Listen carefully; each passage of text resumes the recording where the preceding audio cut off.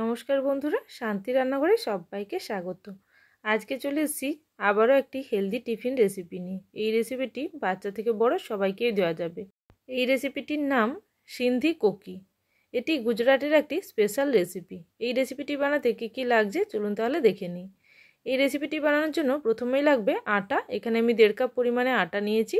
আপনারা যেরকম মাপ নিতে চাইবেন সেই অনুযায়ী নিতে পারেন। সঙ্গে দিলাম অল্প জিরে এবং খুবই অল্প জোয়ান।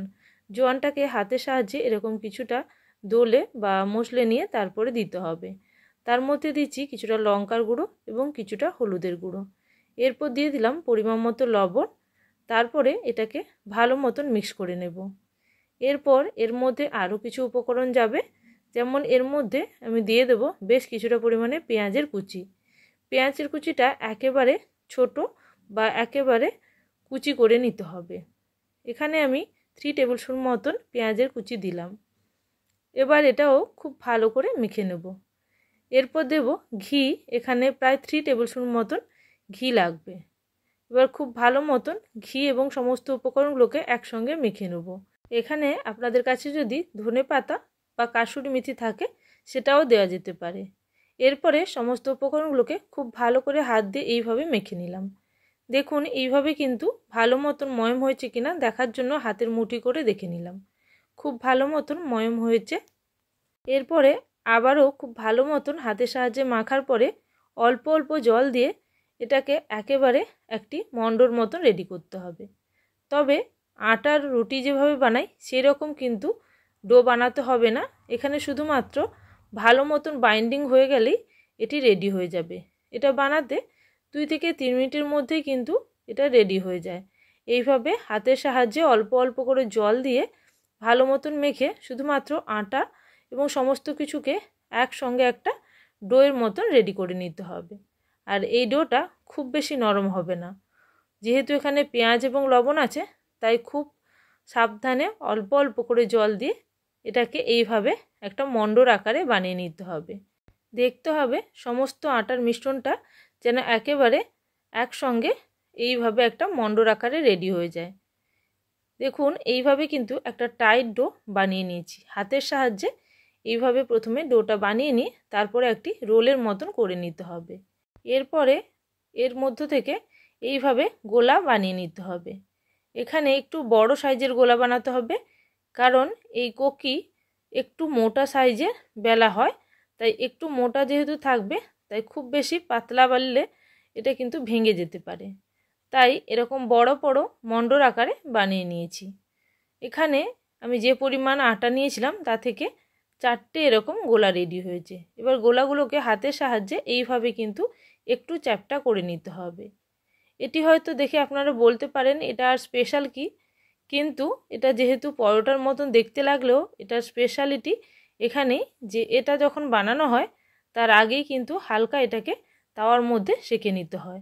এইভাবে যখন গোলাগুলো রেডি হয়ে যাবে তারপরে হালকা করে তাওয়ার মধ্যে সেঁকে নিতে হয়।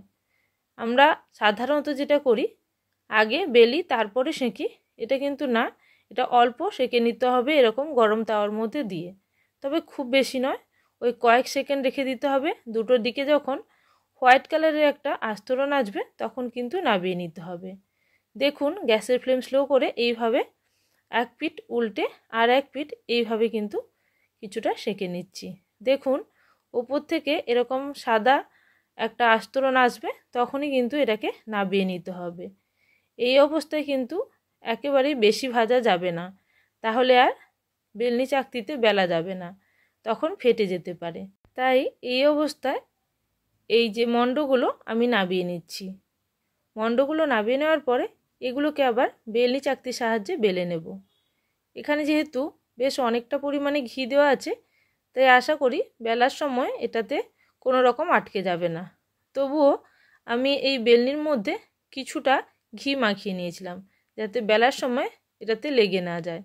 দেখুন এইভাবে কিন্তু বেলে নিয়েছি। এটা একটু মোটাই থাকবে, খুব বেশি পাতলা করা যাবে না যেহেতু এখানে পেঁয়াজ দেওয়া আছে। আর এই রেসিপিতে এটা একটু মোটাই হয়। দেখুন কিছুটা পরোটার মতন করে বেলে নিতে হবে।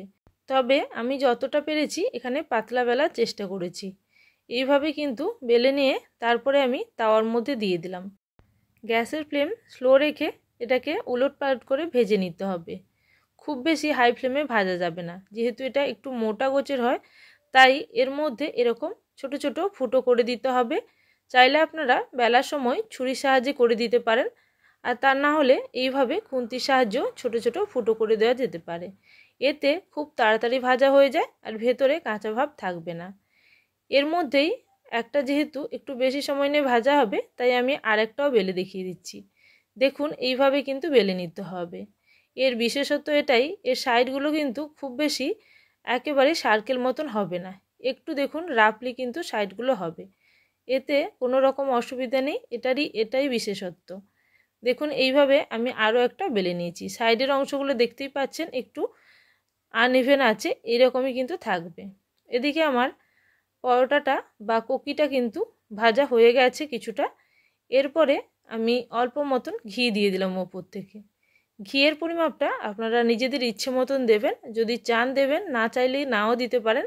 তবে অরিজিনাল যে কোকির রেসিপি তাতে কিন্তু খুব বেশি পরিমাণেই ঘিয়ের প্রয়োজন হয়, এবং এই ঘি দেওয়ার ফলেই এর ওপর থেকে একেবারে ক্রিস্পি এবং ক্রাঞ্চি হয়, ভেতর থেকে খুবই সফট হয়।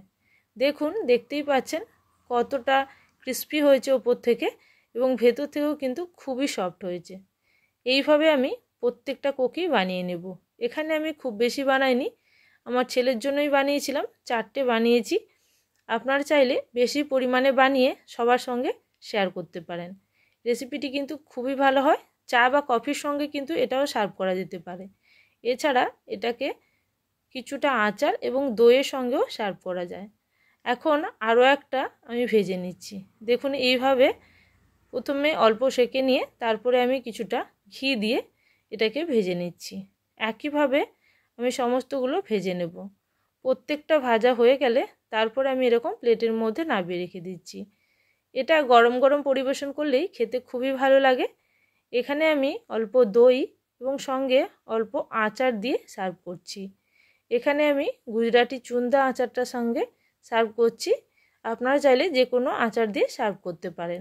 এই রেসিপিটি বাচ্চা থেকে বড় সবারই ভালো লাগবে। বাচ্চাদের টিফিনে আপনারা অনায়াসেই দিতে পারেন, টেস্টি এবং হেলদি দুটোই হবে। খেতে খুবই ভালো হয়, আর সকালে ব্রেকফাস্টে বড়রাও কিন্তু খেতে পারে। অসাধারণ এই রেসিপিটি একবার বাড়িতে বানিয়ে দেখুন, আশা করি আপনাদের ভালো লাগবে। ভালো লাগলে অবশ্যই কমেন্ট সেকশানে জানাবেন। আর যারা এখনও পর্যন্ত চ্যানেলটিকে সাবস্ক্রাইব করেননি, অবশ্যই চ্যানেলটিকে সাবস্ক্রাইব করে নিয়ে পাশে থাকা বেল নোটিফিকেশানে ক্লিক করে রাখবেন, যাতে আমার চ্যানেলে কোনো নতুন রেসিপি আসার সঙ্গে সঙ্গে আপনাদের কাছে সবার আগে নোটিফিকেশান পৌঁছে যায়। তাহলে আজকের জন্য এই পর্যন্ত, আবারও চলে আসবো নতুন কোনো রেসিপির সঙ্গে। ততক্ষণের জন্য সবাই ভালো থাকবেন, সুস্থ থাকবেন। Thank you for watching my video.